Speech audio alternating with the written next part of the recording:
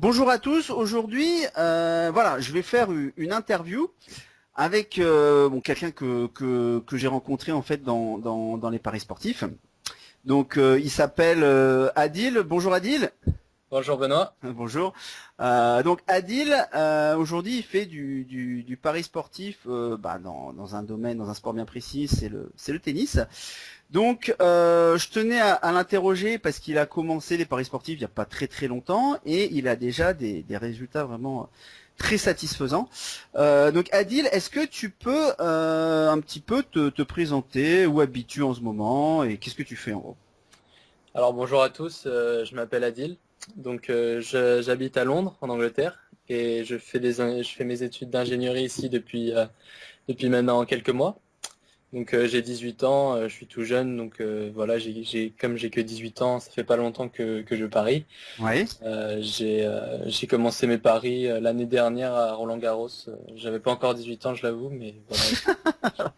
Ouais, Euh, bah comme voilà, il y a certains des fois qui prennent contact avec moi, ils ont 16 ans, ils jouent au bar tabac. Donc c'est pas, tu sais, il n'y a pas de problème, il n'y a pas de problème. Et donc oui, t'es un tout jeune parieur, donc ça fait un peu plus d'un an en fait. voilà, ça fait voilà un an et demi, on va dire, un an et quelques mois. Voilà, c'est ça. Et donc tu es à Londres, donc on va dire qui est un petit peu un des endroits sympathiques quand tu es parieur sportif quand même. Faut se l'avouer, vu que c'est un petit peu là-bas que tout a commencé.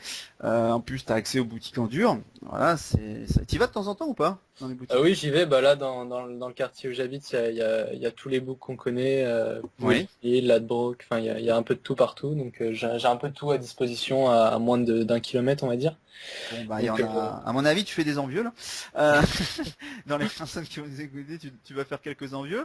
Et donc, voilà. Donc, en fait, toi, t'es parti à Londres pour tes études. C'est pas à la base pour faire des paris sportifs, mais tu en profites vu ouais. que t'es domicilié à Londres et forcément, c'est plus facile pour toi.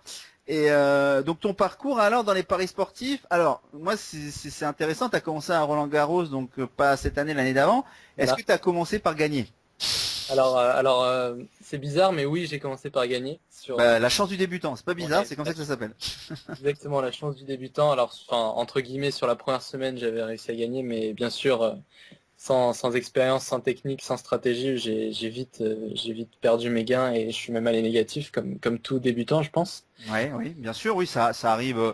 Voilà, ça arrive souvent au début c'est vrai, hein, c'est de gagner et puis de reperdre progressivement ce qu'on a gagné. C'est vrai. Voilà, surtout quand on s'y connaît pas encore. Si j'avais été vraiment un grand connaisseur, j'aurais pu me démarrer super bien. Mais là, j'étais vraiment un débutant, quoi, de débutant de chez débutant. D'accord, Mais d'accord. voilà, après, j'ai appris plein de choses un peu puis T'as notamment. fait tes armes, Voilà, nickel. Non, mais c'est comme ça qu'on fait, hein. C'est comme ça c'est qu'on comme fait. ça qu'on fait. Et puis donc du coup, bah, je me suis construit mon expérience. Je me suis spécialisé dans un sport parce que je sais à quel point ça prend du temps déjà un sport prend du temps. Alors même un sport, c'est même encore trop large. Donc je me suis même spécialisé sur l'ATP. Oui, Voilà, donc l'ATP, ATP donc simple. tennis masculin, voilà, l'ATP simple et pas les doubles. Voilà, même pas les doubles parce que Ok. ça prend vraiment beaucoup de temps. Bah, surtout le tennis puisqu'il y a des matchs tous les jours. Oui, Encore si c'était un autre sport comme le rugby, le foot US où c'est tous les week-ends, on peut encore en associer plusieurs, mais c'est vrai. C'est vrai que un inconvénient du tennis, c'est que c'est tous les jours, ouais, c'est vrai. c'est tous les jours. Enfin voilà, Faut être au taquet. exact. Faut pas s'endormir. Faut pas s'endormir, ça c'est sûr. Et donc tu as commencé sérieusement en janvier là, donc c'est ça en faisant vraiment tes paris sur tes propres paris sur le tennis. Et alors ça a donné quoi? Parce que là on peut faire le bilan, on est arrivé en fin d'année. Qu'est-ce que tu as fait cette année? Alors c'est quoi ton bilan sur le tennis? Bah, j'ai démarré avec une bankroll de 232 euros, il me semble, et je l'ai un peu plus que doublé puisque j'ai fait plus 110%. Bah c'est excellent, je dois dire Voilà, que c'est pas c'est mal. ah oui oui c'est pas mal, c'est pas mal. C'est clair que déjà tu doubles ta bankroll. Alors après certains, hein, des experts, tout ça, vont dire ah oui bah moi je fais x5, x6. Enfin bon, déjà je trouve que c'est très bien par tes propres paris de doubler ta bankroll et ben là tu prouves au moins à tout le monde que c'est possible. Je confirme que ce qu'il dit c'est vrai parce qu'Adil est dans le club en fait dans mon club il participe, il met ses pronos tennis et donc on voit avant que les matchs aient lieu, qu'il a bien posté les pronos, donc c'est pas du tout, voilà, il est transparent en disant ça, et moi je le confirme, voilà, il dit la vérité, et donc il a doublé sa bankroll cette année avec le tennis. Alors tu m'as dit que tu as bien gagné au début, c'est ça? Voilà, c'est ça. Alors j'ai super bien démarré. Alors je sais pas si c'est le fait que les saisons sont souvent comme ça, mais j'ai super bien démarré avec surtout avec beaucoup de gains après l'Australian Open. Donc j'ai vraiment été c'est surtout je me souviens d'une série où j'avais fait 20 paris gagnants d'affilée, qui était assez impressionnante. C'était pendant Roland Garros. Énorme, c'est Voilà. pas mal. Et donc du coup j'ai fait 2 mois plus 50% d'affilée. Du coup je devais être à plus 120% après le mois de mai. Alors tu vas confirmer que quand tu démarres c'est toujours plus facile de commencer avec 2 mois comme ça dans le vert parce que tu prends confiance et tu as mis d'argent de côté que Voilà. bien sûr si tu commences dans le rouge ou tu commences à douter. Donc toi psychologiquement tout de suite tu as été au top parce que voilà, t'as pas eu ces pertes que certains peuvent avoir au début. Exact, ouais, j'ai vite pris confiance et je me suis rendu compte que j'en étais capable. Tout à Donc, fait, ouais. du coup, ça donne confiance. Bon, après, ce qui est dur aussi, c'est de gérer l'excès de confiance, puisque c'est souvent ça qui nous fait chuter ensuite. Donc, Tu as tout à fait raison. Ouais, il y en a qui vont s'emballer au niveau des mises. voilà. Enfin, même pas au niveau des mises, au niveau des choix. Enfin, les mises, encore ça, on peut réussir à se fixer des mises si on est vraiment très rigoureux. Mais c'est vrai qu'après, dans les choix qu'on fait, des fois, on perd notre vigilance, puisqu'on se sent un peu intouchable, quoi. Quand on vient de faire 10 paris d'affilée gagnants. Ah ben on est d'accord, t'es un peu sur ton nuage, un peu l'adrénaline, Voilà. c'est tout ça, ouais, tu te sens, ouais, c'est ce que tu viens de dire, tu te sens intouchable. On est Voilà, d'accord. toujours se remettre en question et tout. Bah, ça, je l'ai appris au fur et à mesure Oui. des paris. Et maintenant, je sais que même quand je viens de gagner un pari, bah, je fais toujours la même routine. Et faut jamais changer sa routine parce que sinon, que je vienne d'une série de 10 paris perdants ou 10 paris gagnants, Mm. faut toujours la Bah, même façon de faire. moi je dis, il y a un mot important dans les paris sportifs et que beaucoup de gens oublient, surtout quand ils commencent, c'est-à-dire, en gros, les gens, ils veulent gagner de l'argent facilement sans rien faire.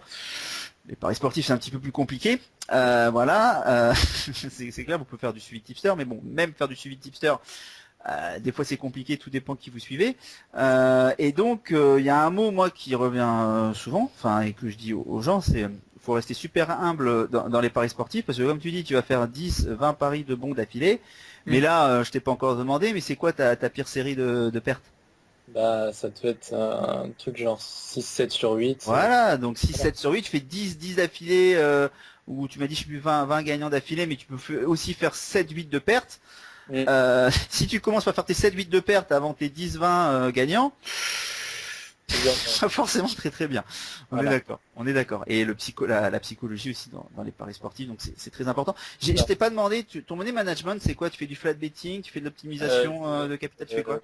Je fais pas de flat, je fais alors je fais, Ça c'est l'optimisation, il me semble, si je me oui, souviens voilà, bien. je Ouais. parie, alors pendant cette année, je parie 55% de ma bankroll actuelle, donc Ouais. évolutive, en pariant toujours le pourcentage de la bankroll actuelle, donc plus je gagne, plus je mise, moins je gagne, plus je perds, moins je mise. Ouais, ça c'est très bien. Et c'est tous les mois que tu recalcules ou c'est par pari? Et par pari.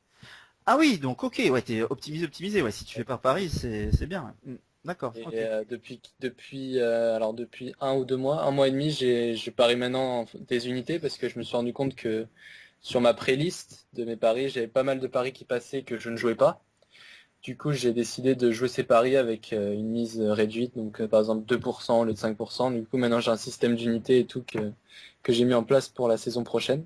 D'accord. D'accord. Et jusqu'à maintenant, ça s'avère utile, donc je pense que c'est une meilleure solution. Enfin, Ok. Bah après, voilà, si t'estimes que t'as trouvé quelque chose qui te conviennent, c'est parfait. Enfin voilà, après chacun voit aussi par rapport à sa propre personne. Enfin tout le monde n'aura pas les mêmes gestions forcément. Donc exact. donc si toi t'as trouvé, c'est parfait.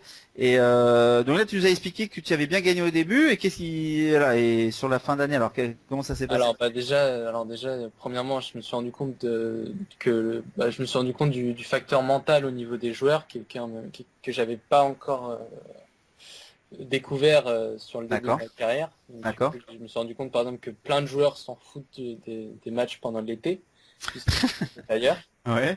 Et puis c'était un peu le cas pour moi également, puisque bien sûr j'étais en vacances, donc je me suis rendu compte que bah fallait jamais allier les deux, quoi, vacances, Paris, enfin c'est pas quelque chose qu'on peut, à part si vraiment on veut le faire ça pour se marrer, entre guillemets, un pari comme ça. En fun, oui, d'accord. Mais donc donc là, t'es plus dans une optique d'essayer de gagner un peu d'argent, t'es plutôt dans le fun, ouais. Ouais, ok. Voilà, du coup, je me suis rendu compte que, enfin, quand je parie, il faut que je suive à peu près l'actualité, que j'ai pas la tête ailleurs.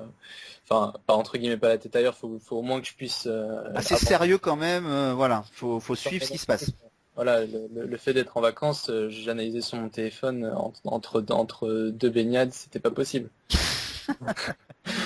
Non, c'est sûr que c'est pas forcément. Oui, oui, non, c'est sûr que c'est pas forcément l'idéal.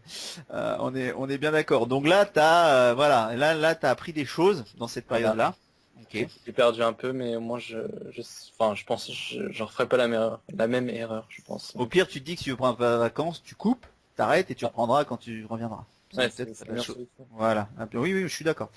Je suis d'accord avec toi et ça fait du bien de temps en temps de couper quelques jours. Enfin, moi, je le fais pas personnellement, mais j'ai même plus de week-end. Hein. J'ai même plus de jours de repos. Bref, mais bon, voilà. Je pense que c'est important. Oui, si tu veux prendre des vacances, de couper. De couper, Exact. donc voilà, t'as raison. Et donc oui, t'as appris que le mental était quand même important, d'accord, ce qui est normal pour un sport individuel aussi. Exact. Et donc après la fin de saison, qu'est-ce que tu as Alors, fait? la fin de saison, c'était pas trop mal. J'ai encore eu un mois négatif, il me semble, mais 2 mois positifs.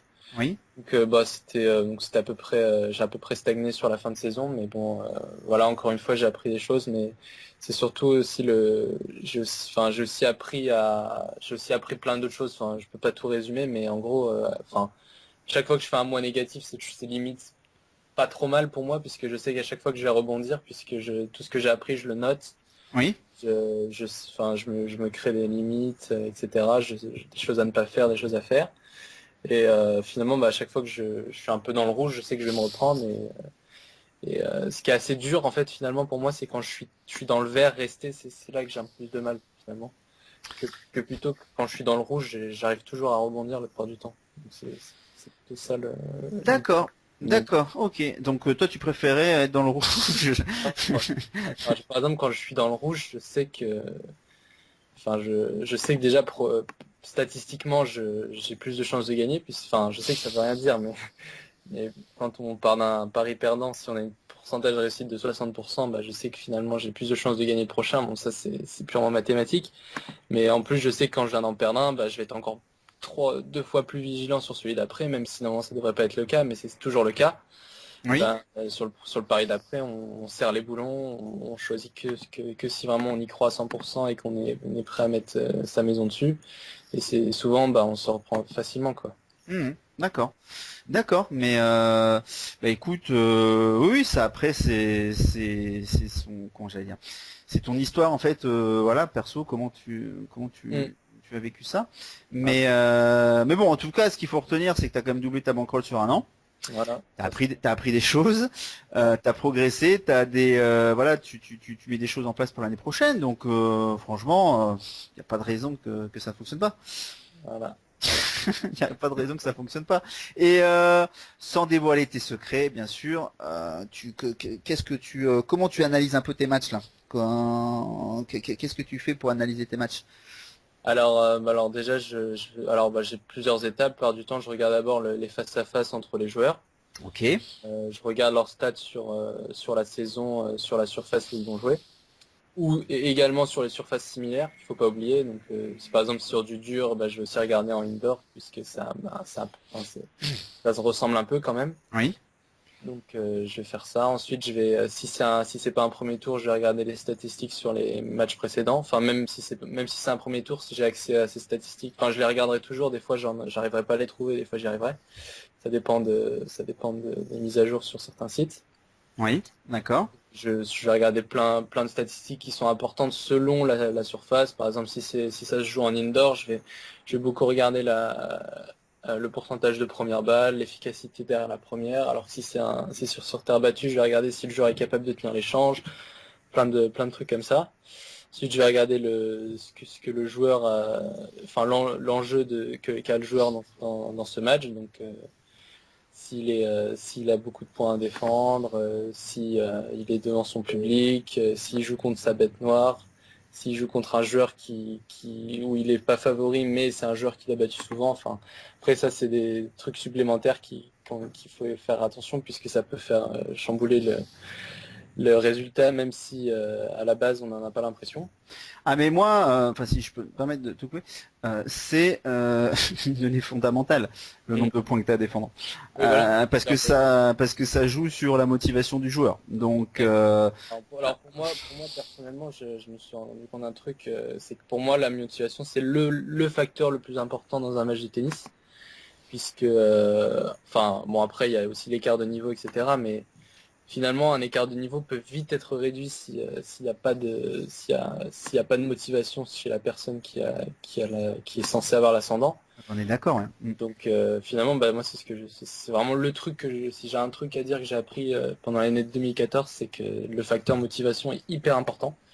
Et on voit dans tous les sports. Ouais. Voilà, et puis on voit plein d'occasions comme ça, de bons paris où c'est justement un joueur, disons, je sais pas, Fonini, qui n'a aucune motivation dans le match, ben, il y a vite fait de bonnes opportunités à prendre et c'est souvent là qu'on peut se faire quelques bénéfices.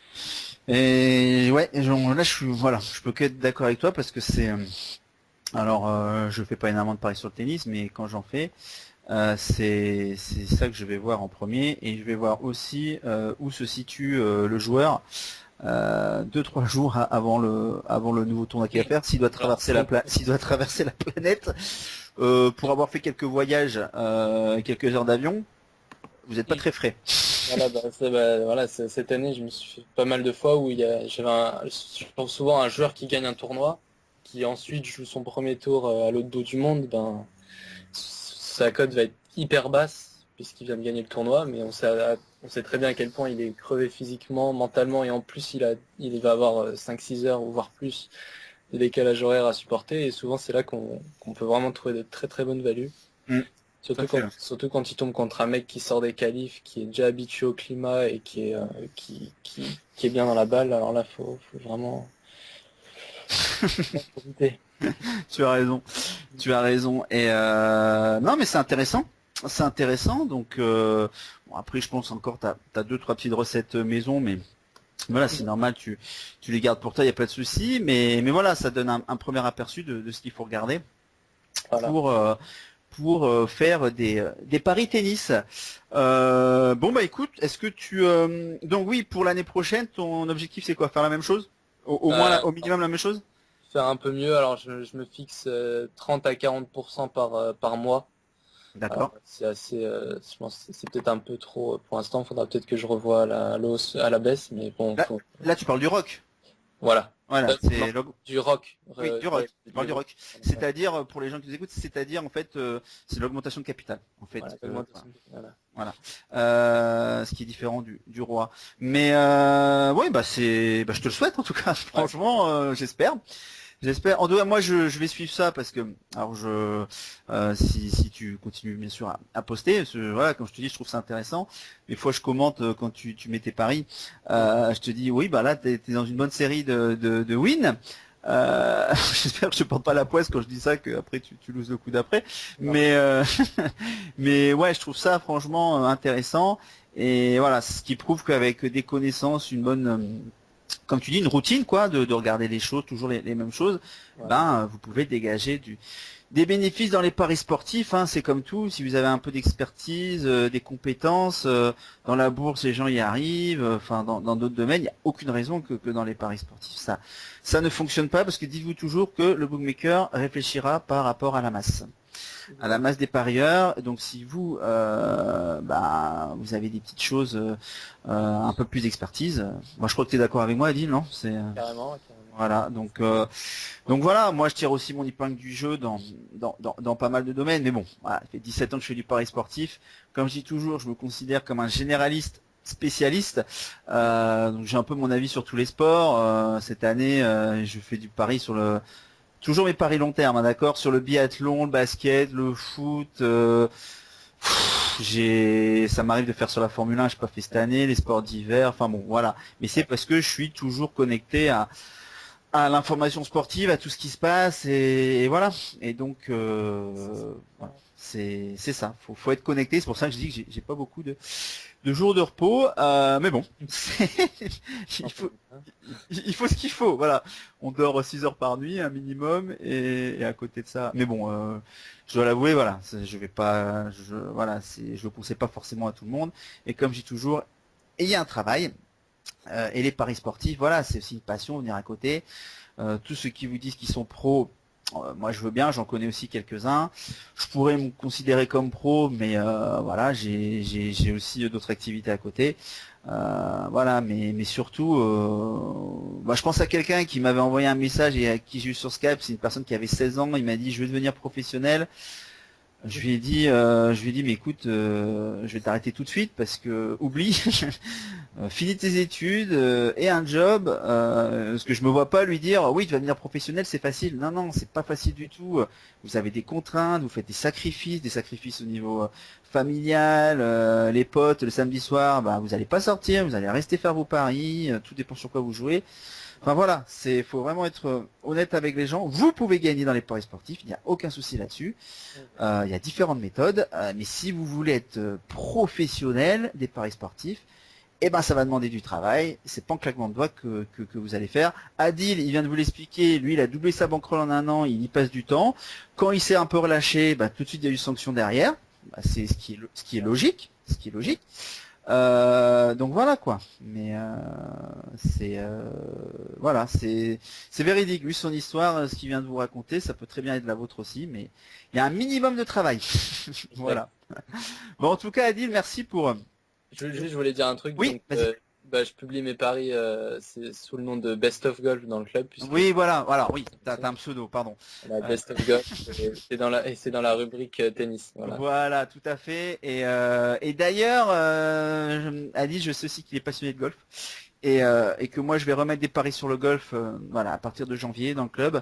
J'en ai déjà fait un peu cette année. Voilà, donc ce qui a pas mal marché. Pour ceux qui ont vu mes vidéos sur mon blog, voilà, ils peuvent s'en rendre compte. Mais c'est aussi intéressant. Je pense qu'Adil, vu qu'il adore ça, il participera sûrement aussi aux échanges qu'on pourra faire sur le golf. Mais mais voilà, parce qu'Adil vous le dit pas, mais il a un très bon niveau en golf.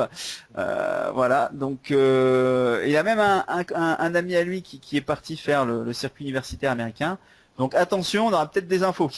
Ouais, ça va donner là. Ça va donner, on aura peut-être des infos l'année prochaine sur son collègue s'il intègre le circuit.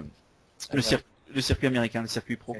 Adil, encore une fois, merci. Je pense que ton histoire va aider beaucoup de personnes. Voilà, et pour dire que c'est possible. Et encore, je te souhaite franchement une bonne continuation pour l'année prochaine. Pour tes paris. Là, tu peux prendre un peu de repos, hein, c'est la trêve au niveau tennis. Voilà, c'est ce que je fais là. Tu as raison, vas-y, profite. Profite ou non, plutôt concentre-toi sur tes études parce que tu m'as dit que voilà, c'est ce que tu fais en ce moment. Voilà. Et profite aussi de Londres qui, je pense, voilà, pour y être allé quelques fois. C'est vrai que c'est sympathique, c'est un peu le paradis aussi des parieurs en Europe. Ouais. Bonne soirée à toi, merci pour tout. Et puis pour ceux qui veulent, voilà, comme je vous dis, le club, Adil est dans le club, il y a encore beaucoup de personnes sur différents sports qui ont vraiment, chacun a des compétences diverses et variées, mais il y a vraiment une bonne communauté qui commence vraiment à bien grossir, donc si vous voulez nous rejoindre, il n'y a aucun souci, je vous mettrai un petit lien sous l'interview, sous la vidéo. Et puis, comme je dis toujours, voilà, parier gagnant, parier intelligent, et surtout le mot intelligent, vous voyez qu'il est quand même assez important dans les paris sportifs, faut pas faire n'importe quoi. Voilà, sur ce, je vous souhaite une bonne soirée. Salut Adil, bye bye, ciao. Salut Benoît, merci.